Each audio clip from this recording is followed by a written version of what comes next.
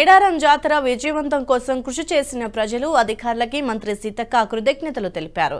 1,35,00,000 మంది భక్తులు సమ్మక్క సారలమ్మను దర్శించుకున్నారని చెప్పారు.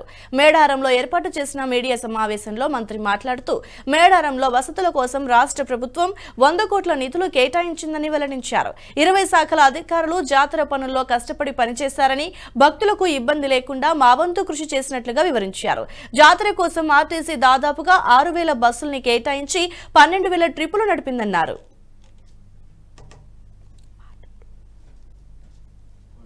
మీకు అందరూ తెలుసు, ఏషియాలోనే బిగ్గెస్ట్ జాతర ట్రైబల్ జాతర అని మనం అనుకుంటున్నాం.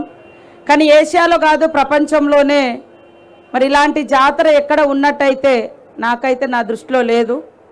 కానీ పెద్ద జాతర మరి ఒక చిన్న గ్రామంలో ఒక 10-12 కిలోమీటర్ల వైశాల్యంలోనే 4 రోజులలో 1,35,00,000 నుంచి 40 లక్షల వరకు 1,35,00,000 నుంచి 40 లక్షల వరకు మాకు మధ్యాహ్నం వరకు వచ్చినటువంటి మరి సీసీ కెమెరాలు కానీ ఇతరత్ర ఫుటేజ్ల ద్వారా మా అధికారుల నుంచి వచ్చినటువంటి సమాచారం.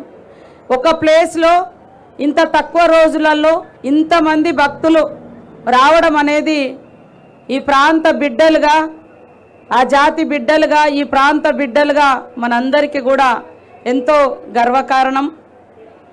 జాతర విజయవంతం కోసం కృషి చేసినటువంటి మీ అందరికీ కూడా సహకరించిన, ఇబ్బందులైనా కష్టాలైనా కన్నీళ్ళైనా సోదరులందరికీ కూడా మీరందరూ ఇక్కడే ఉన్నారు మాతో పాటు.